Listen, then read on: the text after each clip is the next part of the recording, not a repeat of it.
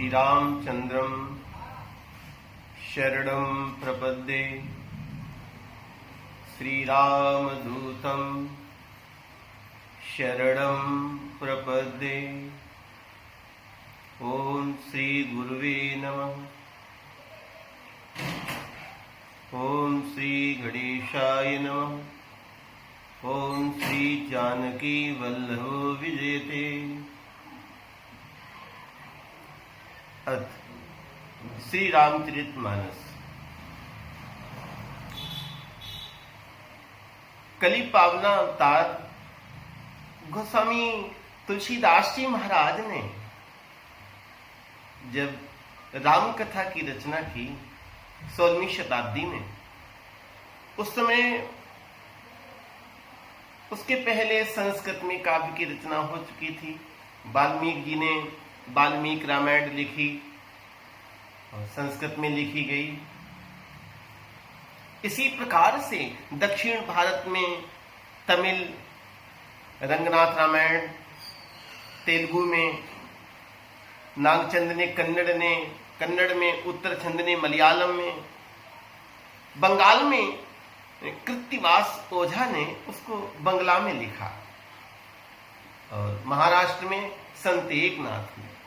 उसी प्रकार से उत्तर में कली पावना अवतार गोस्वामी तुलसीदास जी महाराज ने जब श्री राम कथा की रचना की तो ऐसा लगा कि वेद, शास्त्र, पुराण, मीमांसा, उपनिषद सब कुछ लेकर के एक जगह मिश्रित करके इस महापुरुष ने जनमानस को पिलाने के लिए, जन जन तक पहुंचाने के लिए इस काव्य का सृजन कर दिया।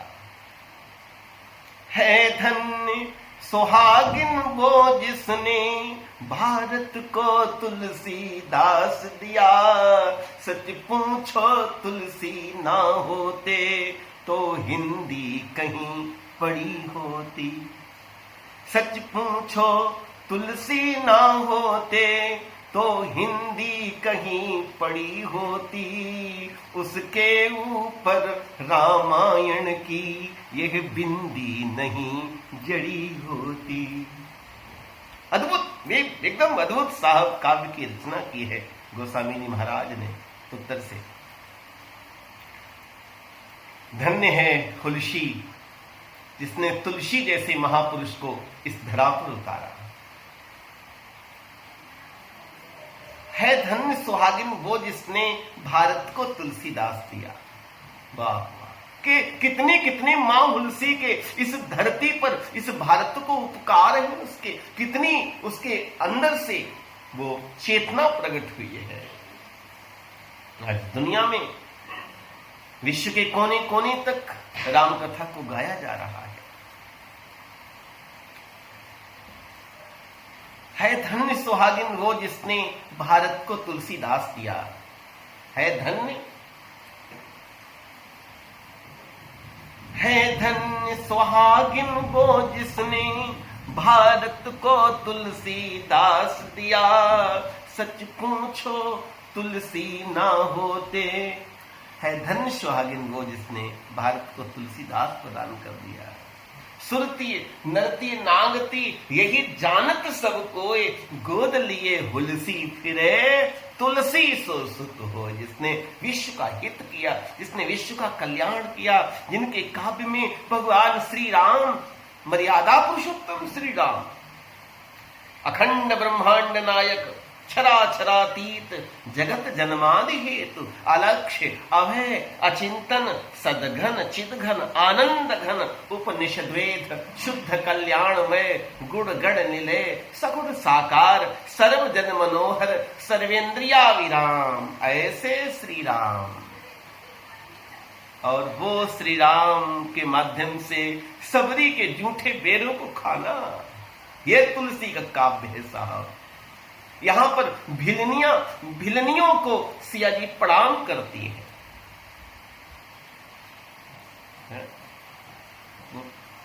जब किसी बुजुर्ग भिलनी को, मैं किसी रामायण के, कई रामायणे हैं, उनमें देख रहा था, बड़ी हृदय को छूने वाली घटना। एक चक्रवर्ती राजा की बहू एक राजा की राजकुमारी सियाजू जब किसी बुजुर्ग भिलनी को प्रणाम करती हैं तो वो कहती है, सियाजू, हे मेरी राजरानी, तुम्हें मेरी उम्र लग जा, तुम सदा सुहागिन रहो। ये लोगों की आशीर्वाद, जो पिछात थे, जो तिरस्कृत थे, जो पिछड़े पड़े हुए थे, उन सबको सीताराम ने गले लगाया है। ऐ भोली भाली राष्ट्रकवि मैथिली शरण गुप्त, ऐ भोली भाली कोल भील कन्याओं, मैं साथ तुम्हारी यहां आ गई आओ, मेरी कुटिया में राज भवन मन आया। मैं विदेह की सुता ज्ञान जो मैंने पाया। भगवान श्री राम लोगों को शिक्षित करते हैं, सिया जी लोगों को शिक्षित करती हैं। यद्यदि आचरते श्रेष्ठ तत्तत एवेतरो जनः सयत् प्रमाणम कुरुते लोकस्तद अनुवर्तते।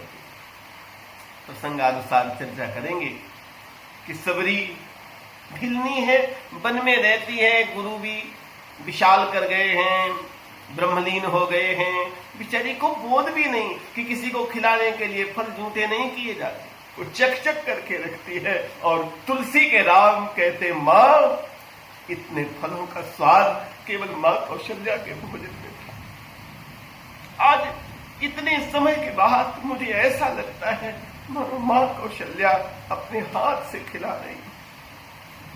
प्यार, प्रेम, परमात्मा प्रेम के भूखे हैं। प्रेम न बापी उपजे, प्रेम न हाट बिकाए, राजा परजा जेल लुचे, शीश काट ले जाए। अहंकार शून्य, इगोलेस पोजीशन, अहंकार शून्य व्यक्तित्व हो जाए व्यक्ति का, मौन से मन भर जाए और प्रेम से व्यक्ति का हृदय भर जाए। गोस्वामी जी के श्री राम मर्यादा पुरुषोत्तम श्री राम हैं। गोस्वामी जी ने राम कथा की रचना की, जब वो हिंदी में काव्य की रचना की तो वो तो संस्कृत की बोली का युग था, बड़ा विरोध हुआ। और आप सबने कथाओं में पढ़ा होगा, और कभी तुलसी साहित्य को बहुत अच्छा पढ़ना हो तो अमृतलाल नागर का जो लिखा हुआ है मानस का हंस, वो पढ़ना चाहिए। मेरा तो विशेषकर डिग्री कॉलेज के जो विद्यार्थी होते हैं, डिग्री स्तर तक के और नेट की तैयारी करने वाले बच्चे, तो मेरा तो डिग्री कॉलेज में संबंध अनुरूप रहा है विद्यार्थियों के बीच में। तो एक बार आप अमृतलाल नागर को अवश्य पढ़ो। अभी हम तुलसी की तरफ नहीं जाएंगे, दैत मेरा मन स्वाभाविक रूप से गुरु कृपा से ये प्रवाह उधर चला जाएगा, और तुलसी में समय मिलेगा तो अवश्य कुछ चर्चा करेंगे, अवश्य कुछ कहेंगे। अमृतलाल नागर के चरणों में बैठ करके कुछ कहेंगे। बहुत कुछ कहा है तुलसी ने, बहुत कुछ किया है तुलसी ने। तुलसी, तुलसी, हमें तो ऐसा लगता है कि तू में तुरी अवस्था है और ला में लखन और सीता है, तो तू में तुरी अवस्था राम है, लाल लखन सा सीता। ऐसा लगता मानो राम लखन सीता तीनों का प्रतिबिंब आकर के तुलसी के रूप में प्रकट होकर के जनमानस को काव्य की रचना दे रहा है। तुलसी रामायण की अमर पढ़ेता, सारे भेद मिटा दिए, समस्याओं का समाधान ढूंढा है। तुलसी के काव्य को आप पढ़ेंगे तो आपको समस्याओं का समाधान दिखाई पड़ेगा। तुलसी के राम भिलनी को मां कहते, तुलसी की सीता निषाद राज को तू तो लखन के समान है, अपने प्रिय देवर के समान राम के मित्र निषाद को कहा।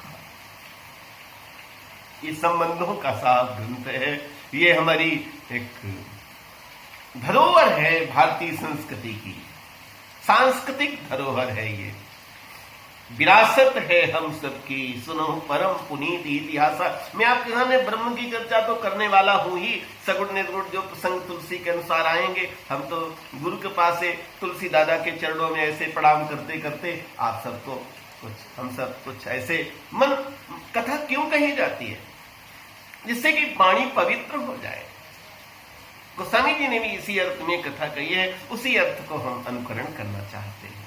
गुरु कृपा से। और कहीं कुछ थोड़ा मैंपन संस्कृत और ये सब कुछ झलक जाए तो आप क्षमा करते रहिएगा। ये सहज हो गया है, थोड़ा बोलते बोलते डिग्री कॉलेज में कुछ थोड़े वक्तव्य करते करते कहीं कुछ विद्यार्थियों के बीच में बोलते हुए मंच से कुछ कहते हुए आदत हो गई। एक सहज मेरा तो स्वभाव है, सहज जन जन तक बात पहुंचे। हाँ, श्लोक तो कठिन लगेंगे थोड़े से, पर बाद में उसकी हिंदी होती है। कोई परिभाषा थोड़ी कठिन लगेगी पर बाद में तो सहज। तो गांव का व्यक्ति हूं साहब, जमीनी व्यक्ति हूं साहब, आपके साथ में जमीनी बातें करना चाहता हूं। ये ज्ञान धरोहर नहीं किसी की, अपने अपने द्वार पर लिख के इसको टांग देना, बच्चों को बार बार प्रेरित करके इसको पढ़ाना है। हमारे यहाँ तो कई वाल्मीकि परिवार के बच्चे पढ़ने आए, कई ऐसे समाज के लोग जिनको लोग उपेक्षित कहते थे, हमारे गुरुकुल में बैठ के पढ़े हैं, बड़े प्यार से पढ़े हैं भाई बहन सब। 200 250 संख्या गुरु के पास से बच्चों की रही है। और वो सब उसमें हर जाति के थे, और उसमें जिनको लोग युग युग से अभिशप्त भरी जहां घोर उदासी, उन्हें उठाना क्या राजा का धर्म नहीं है, गले लगाना क्या राजा का कर्म नहीं है। उनको गले नहीं लगाओगे, उनको साफ उठाओगे नहीं, उनके लिए शिक्षित करने का प्रयास नहीं करोगे तो क्या होगा? राष्ट्र का निर्माण कैसे होगा? राष्ट्र के निर्माण की आधारशिला है शिक्षा। तुलसी के काव्य में भगवान श्री राम लोगों को शिक्षित करते हैं, सिया जी लोगों को शिक्षित करती हैं, और आचरण साहब इतने चक्रवर्ती राजा का इतना उच्च कोटि का है, इतना उच्च कोटि का है कि जन जन उससे शिक्षा लेना चाहता है। जन जन, हर व्यक्ति उसे शिक्षा लेना चाहता है। यदि रामचरितमानस पढ़ते तो राम तुम्हें बनना होगा। घर घर में राम का जन्म हो, अपने घर में बच्चा गोद में आए तो कल्पना करो ये मेरा राम दूध पी रहा, कल्पना करो। और परम पूज्य गुरुदेव भगवान का जो महावाक्य है, सत्संगी भाई भी उसको देखते हैं। साहब जी की प्रेरणा से ये कथा प्रारंभ हुई, और पहले तो हम लोग साहब को याद करते करते कथा कहते थे, अब तो साहब के ही चरण में बैठ के कथा हो रही है। घर घर में राम पैदा करो साहब, रामायण की मदद लो, गर्भिणी रामायण का पाठ करें, और फिर आप देखो बचपन से बच्चे को भोजन के पहले थोड़ी देर 5 दोहे कुछ पढ़ लो, उनका थोड़ा अर्थ समझ करके पढ़ लो, और फिर आप देखो कितनी घर में आनंद और मस्ती पैदा होती है। गोस्वामी जी महाराज ने राम कथा लिखी, तुलसी के राम लोगों को गले लगाते हैं, प्रेम करते हैं। यहां पर तो बैरे हो राम बड़ाई करई, बैरी भी तो राम की बड़ाई करते हैं साहब, और की तो बात छोड़ दीजिए। ये है राम की कथा। तो स्वामी जी महाराज ने जब कथा का नामकरण किया ऐसे, तो रामायण शब्द वाल्मीकि ने संस्कृत में पहले से दे दिया था, पर गोस्वामी जी ने जब अपने ग्रंथ की रचना की तो नामकरण जो किया तो उसका नाम रखा रामचरित मानस, यही नाम। रामचरित, ये रामचरित मानस इसका नाम होगा। और श्री तो श्रद्धा से हम लोग लगाते हैं, श्री तो श्रीमद् भगवद गीता, श्रीमद् भागवत, श्री रामचरित मानस। तो गोस्वामी जी महाराज ने जब ग्रंथ का नामकरण किया तो ग्रंथ में नामकरण में सबसे ऊपर श्री लिखा, श्री राम, फिर उसके नीचे लिखा चरित, ऐसे सीढ़ी जैसी सोपान जैसा बनाया, और उसके नीचे जो डंडा था, एक सीढ़ी थी, सोपान था, उस पे लिखा मानस। एक ऐसे एक चित्र जैसा वो जिल्द के ऊपर पुराना दिखता था, उसमें हमने संतों से सुना ऊपर श्री राम लिखा होता था, फिर चरित लिखा होता था, और उसके नीचे मानस लिखा। तो चढ़ना होगा, श्री राम तक पहुंचना होगा, तो पहली सीढ़ी क्या है? पहली सीढ़ी है मानस। मानस, ये मानस का मतलब मन। मन ये मनुष्याणाम कारणम बंध मोक्षयहु, मन के जीते जीत है मन के हारे हार। मन, गीता में ही नहीं, कितने उपनिषद में, वेद वाक्यों में मन के ऊपर तो कितने प्रश्न उठे। गीता शास्त्र में अर्जुन भी अथ केन प्रयुक्तो अयम पापम चरति पुरुषः अनिच्छिन्न विवाष्णेय बलादिव नियोडितः। काम एष क्रोध एष रजोगुण समुद्भवः महाशनो महापाप्मः विद्ध एनमिह वैरिणम। धूमेन आवृयते वह्निः यथा आदर्शो मलेन च यथा उल्बेन आवृतो गर्भः तथा तेनेदमावृतम् आवृतम् ज्ञानमेतेन ज्ञानिनो नित्यं वैरिणः। कामरूपेण कौन्तेय दुष्पूरेण अनलेन च असंशयम महाबाहो मनोदुनिग्रहम चलम। भगवान श्री कृष्ण, योगी राज भगवान श्री कृष्ण कहते हैं अर्जुन, इसमें कोई संशय नहीं है कि मन चंचल है, लेकिन ये मन को, इस मानस को, जो चंचल मानस है, अभ्यासेन तु कौन्तेय वैराग्येण च गृह्यते। अभ्यास और वैराग्य के द्वारा है? मुझे इस प्रसंग के अनुकूल एक सन्यासी गीत की कुछ पंक्तियां याद आती हैं, स्वामी विवेकानंद का लिखा हुआ सन्यासी गीत। तोड़ो जंजीरें जिनसे, तोड़ो जंजीरें जिनसे जकड़े हैं पांव तुम्हारे, ये सोने की है तो क्या कसने में तुमको हारे। ये सोने की है तो क्या कसने में तुमको हारे। तोड़ो जंजीरें जिनसे ये जकड़े हैं पांव तुम्हारे। ये जो दीर्घ काल निरंतर सत्कारा सेवतो दृढ़ दृढ़ भूमि। गोस्वामी जी अंतगंत काल भी पतंजलि में योग दर्शन में भी योगश्चित्त वृत्ति निरोधा, और बाद में कहा अभ्यास वैराग्याभ्याम तन निरोधा अथ योगानुशासनम वृत्ति सारूप्यमितरत्र योगश्चित्त वृत्ति निरोधः। वृत्तयः पंचतया क्लिष्ट अक्लिष्ट प्रमाण विपर्य विकल्प निद्रा स्मृति प्रत्यक्ष अनुमान आगम प्रमाणानि विपर्यो मिथ्या ज्ञानम तद्रूपतिष्ठम सप्त ज्ञानानुपाति वस्तु शून्यो विकल्प अभाव प्रत्यालंबना वृत्ति निद्र अनुभूति विषय असंप्रमोसा स्मृति योग दर्शन। फिर अभ्यास वैराग्याभ्याम तन निरोधः। ये चंचल जो चित्त वृत्ति है, इसका अभ्यास के द्वारा और वैराग्य के द्वारा इसका निरोध करें, इसको रोकें। मीरा से किसी ने पूछा, मीरा अब तू बता ये मन कैसे इसको रोकें, कोई विधि तो बता। तो मीरा ने कहा मन मेरा था नहीं, वो जो था ना वो तो मैंने उसको नौकरी दे दी, तो नौकरी लग गई उसकी। बोले नौकरी लग गई, कहां पर? बोले वो तो उसको मैंने चाकर बना दिया है। मन चाकर राखो जी गिरिधारी लला, मन चाकर राखो जी। अन्य छंदों में भी मीराबाई भक्ति की देवी का जैसे नाम याद आया तो साहब मन नहीं माना, कुछ याद आ गया।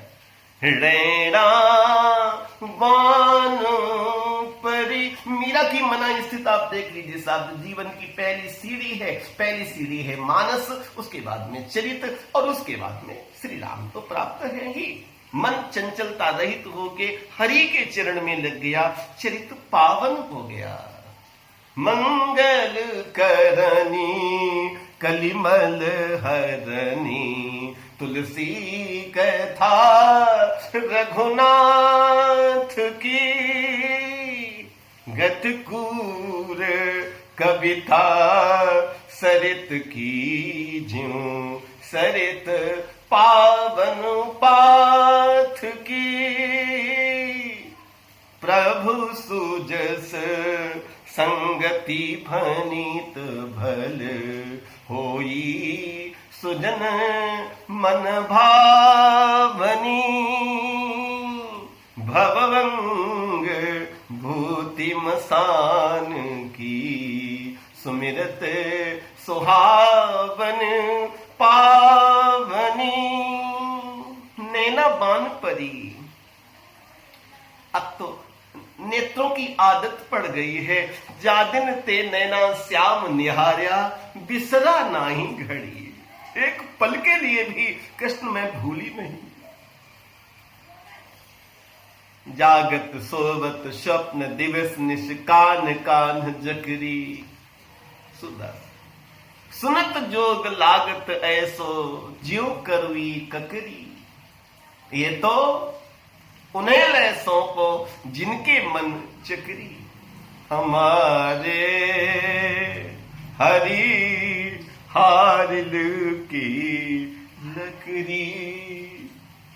हम ज्यादा जानना नहीं चाहते ना। गोपियों की मना स्थित आप देखेंगे तो गोपी शब्द का निर्माण होता है गोभी ही दिवती। ज्यादा आप अच्छा ग्रंथ पढ़े, बहुत ग्रंथ आप पढ़े, अच्छी बात है, स्वाध्याय करना चाहिए, लेकिन कहीं मति में भ्रम न हो जाए, इसलिए बड़ा चिंतन करके गुरु की कृपा से प्रेरित होकर के अध्ययन करते जाए। और मन को पावन करना है। तो गोपी शब्द का अर्थ है गोभी ही दिवती इति गोपी।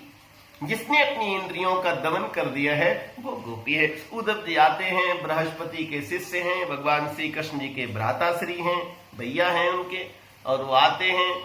अब तो गोपियों से वार्ता होती है तो गोपी अपनी अनुभूति बताती है कि उद्धव इस मन को पावन करने का साधन आपने जो बताया है ना वो ठीक है, लेकिन इसके यहां ग्राहक नहीं है। इसके लिए तो आपको काशी जाना पड़ेगा। बड़े बड़े विद्वान रहते हैं उधर। हम तो सब गंवार लोग हैं, गांव के लोग हैं, हम तो कुछ नहीं जानते। हम तो केवल इतना जानते हैं प्रीति ही सौ रीझ है, ये प्रीति ही सौ रीझ है, सदा प्रीतम हमारे श्याम, रीति साधना की काहू और ना सिखाओ तुम, ये ब्रह्म ज्ञान भाखो, ये ब्रह्म ज्ञान भाखो, ब्रह्म ज्ञानिन के बीच हम ग्वारिन गंवारिन को जनि भरमाओ तुम। ये प्रेम की कुटी में त्रिपुटी की चर्चा है कहा। हम लोग तो उधर जी प्रेम की कुटी के रहने वाले हैं, और प्रेम की कुटी के लिए क्या करना है त्रिपुटी से आपकी। प्रेम की कुटी में त्रिपुटी की चर्चा है कहा, बीच भ्रकुटी के ध्यान का को बतलाओ तुम, कि ब्रज के अलिंद बहे नेह की कलिंद जाहे, ये ब्रज के अलिंद बहे नेह की कलिंद जाहे, उधोयित ज्ञान की ना गंगा ढरकाओ तुम। वो चिंतन करते करते, मनन करते करते, जागते सोते मन कृष्ण में इतना तदाकार हो गया है कि गोपी का मन चंचल है ही कहां। मन तो कृष्ण है। इंद्रियाणाम मनश्चास्मि, यत्र यत्र मनो याति तत्र तत्र समाधवा। जहां जहां गोपी का मन जाता है वो वहां वहां कृष्ण का दर्शन करती हैं। अपरोक्ष अनुभूति, सभी में परमात्मा दिखने लगा। मानस को पवित्र करने का साधन है मानसिक जप करें, गुरु जी का दिया हुआ मानसिक जप करें, या जिस विधि से आपने गुरु महाराज ने बताया हो। हरि नाम इस मन को पावन कर सकता है। हरिर नाम हरिर नाम केवलम। ये जन्म जन्म के संस्कार लेके मन आया है। गीता शास्त्र में मना खष्टाणी इंद्रियाणी प्रकृति स्थानम कर्षति, शरीरम यद अवाप्नोति शरीरम यद अवाप्नोति यत् अपि उत्क्रामति ईश्वरः गृह्ते तान संयान्ति वायुर्गंधान इव आशयात्। पूर्व संस्कार लेकर के फिर चला जाता, फिर जन्म, फिर मृत्यु, जन्म मरण मृत्यु है, ये सब चलता रहता है उसका। तो इसका फिर अंत कहां होगा? मोक्ष। मोक्ष क्या है? मोह का क्षय। ये हो कैसे? हरि नाम से। हरिर नाम, हरिर नाम, हरिर नाम केवलम।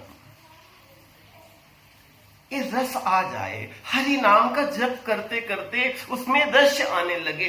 कोई पूछे कि इतना जप करेंगे तो क्या होगा? यार जप कर रहे हो ये कहां कम है, ये रस कहां कम है, इसका परिणाम क्या होगा? जिसकी क्रिया इतनी दिव्य है वो क्रिया की प्रतिक्रिया कितनी दिव्य होगी। एक बीज बोया जाता है और कितने दाने निकलते हैं। एक हरि नाम की खेती करोगे, उरका खेत साधना हल से, उरका खेत साधना हल से, जितना बने कमाओ, तन में ताकी खाद ध्यान का पाटा नित्य चलाओ, वो स्वयं चलावाएगा करुणा की धार बहाता। हरि नाम लेते रहें, वो स्वयं आएगा। सबरी को राम के घर नहीं जाना पड़ा, सबरी को अयोध्या नहीं जाना पड़ा, राम को चल के सबरी के घर आना पड़ा है। हरि नाम की ये ताकत है कि स्वयं हरि जिसका रोज नाम बुलाओगे तो एक दिन तो सोचेगा ना, मेरा रोज क्यों नाम बुला रहा है ये। अब लौकिक दृष्टि से भी देखो तो जिसका नाम हो कुछ भी और रोज बुलाओ तो कभी न कभी तो कितना कठोर हो तो आ जाएगा। मेरे हरि तो कोमल हैं, मेरे सदगुरु तो कोमल है, रोज उनका नाम बुलाओगे तो क्यों नहीं आएंगे। हरि का दिया हुआ नाम हरि नाम, गुरु का दिया हुआ नाम गुरु नाम, जो दिया गया है उसके सुमिरण करने से वो अवश्य आएगा। तो मन को पावन करने का जो सूत्र है, साधन है, वो हरि नाम है। दूसरा, एक संत ने बताया कि मन को उल्टा कर दे तो नम हो जाता है। किसी की याद में, अपने इष्ट की याद में इतनी विह्वलता पैदा हो जाए कि आंख से आंसू बहने लगे, द्रवित भाव हो जाए, प्रेमाश्रु बहने लगे, तो आप समझ लेना ये नम हो गया। और उस समय अपने चित्त की वृत्ति का अध्ययन आप करना। जिस समय ये अवस्था पैदा हो तो आप पाएंगे कि मन है ही कहां, मन अपनी क्रियाओं से रहित हो गया, हरि नाम में लय हो गया वो। तो मन को नम कर दें हरि नाम से, हरि के चिंतन से, गोपियों की तरह से, मीरा की तरह से, कबीर की तरह से। और कबीर साहब तो कहते हैं कि मन को पावन करने का साधन है, मन को मन से मिला दें। कहें कबीर मन मन ही मिलावा, तो सुखी भये सुख सागर पावा, सुखी भये सुख सागर पावा। कहें कबीर मन मन ही मिला, मन को मन से मिला दिया, एकत्व कर दिया। यही तो मंगलाचरण है। सरस्वती की वंदना का मतलब है सरस्वती भगवती से एकत्व, ज्ञानदायिनी मां से एकत्व। जिसका चिंतन करेंगे उसके गुण धर्म अपने में आ जाएंगे। सुखी भये सुख सागर पावा, तुलसी के अर्थ में भी सुखी मीन जहां नीर अगाधा, अगाध जहां जल है वहां मछली सुखी रहती है। जिमि हरि शरण न एकहु बाधा, केवल हरि की शरणागति हो जाए मन पावन हो जाएगा, मन नम हो जाए, हरि नाम का जप हो जाए, मन पावन हो जाएगा। और दूसरी सीढ़ी है इसकी चरित्र। श्रेष्ठ व्यक्तियों की संगत में बैठते बैठते, वनवास की अवस्था में संतों के दर्शन करते करते भगवान श्री राम लक्ष्मण सिया भ्रमण कर रहे हैं। 10 वर्ष व्यतीत होते हैं। एक दिन लखन पूछते हैं, भैया इतने संतों से हम लोग इतने वर्षों में मिल चुके हैं, सभी के तो नाम तक नहीं याद रहेंगे। लक्ष्मण ये नाम तो बाहरी पहचान मात्र है, इन संतों के संग का बड़ा फल है। सत्संगति दुर्लभ संसारा, इस संसार में सत्संगति दुर्लभ है, भले एक पल भर को मिल जाए। ऐसे संतों के पास शांत चित्त होकर के बैठ जाओ, तर्क वितर्क छोड़ करके शांत चित्त होकर बैठ जाओ, अपने हृदय के द्वार खोल दो। जिस प्रकार से धूप में बैठने के बाद शीत मिट जाता है, किसी को सर्दी लग रही हो तो वो धूप में जाके बैठ जाए, कुछ करना नहीं पड़ता, स्वतः ही ओट केवल अलग करनी पड़ती है। जो ओट दे रखी, मान लीजिए किसी ने छत की ओट दे रखी है तो उसको धूप नहीं लगेगी। ये जो ओट है, ये जो विचार रूपी ओट है, इसको हटा करके बस एकत्व की स्थापना हो जाए। एक हो गए दोनों, शरीर पावन हो गया। श्रेष्ठ व्यक्तियों का चिंतन करते करते अपने में भी वो श्रेष्ठता के गुण आने लगेंगे। धूप में बैठने के बाद शीत मिट जाता है लक्ष्मण। ऐसे महापुरुषों के पास में ये मौन की भाषा बोलते हैं, बिना बोले ही सब कुछ कह देते हैं। ऐसे कि किसी व्यक्ति ने पूछा तो गीता जी में उत्तर आया, उसका लगभग सब उत्तर राम कथा में, गीता में, भागवत में, वेदों में है। मानव के मन में क्या क्या उपज सकता है, क्या प्रश्न आ सकते हैं, ऋषियों को पता था, वो सब पहले से लिख दिया। हाँ, भगवान ने बताया कि कामेश क्रोधेश रजोगुण समुद्भवा, ये काम और क्रोध ये दोनों रजोगुण से पैदा हुए हैं। महाअश्नो महापापमा विद्धे इनमें वैरिडम, वैरी के समान है ये काम और क्रोध। तो रजोगुण को शांत करने का साधन है गुरु के चरण की रज, गुरुकुल में वास, गुरु के सानिध्य में वास, वो जो चरण की रज है। गुरुपद राज मृदु मंजुल अंजन, नयन अमीय दृग दोष विभंजन। तो गुरु के सानिध्य में रहते रहते, श्रेष्ठ जनों के साथ रहते रहते चरित पावन हो जाएगा। यदि आचरित श्रेष्ठा, फिर राम दूर है ही नहीं। मन निर्मल हो गया तो गोस्वामी जी इसी अर्थ में कथा कहना चाहते हैं, मोरे मन प्रबोध जी होई, निज गिरा पावन करन कारण। स्वांता सुखाय में कथा कहने जा रहा हूं। ये राम कथा, रामचरित मानस यही नामा, और इसके सुनने से व्यक्ति को विश्राम मिलेगा, मन को शांति मिलेगी, जीवन धन्य हो जाएगा। राम कथा का ये प्रथम सूत्र, नामकरण रामचरित मानस यही नामा, ये आज की कथा का ये पुष्प यहीं पर सद्गुरुदेव साहब जी महाराज के चरणों में सादर समर्पित करते हुए आप सबको प्रणाम। जय श्री राम, जय भारत माता।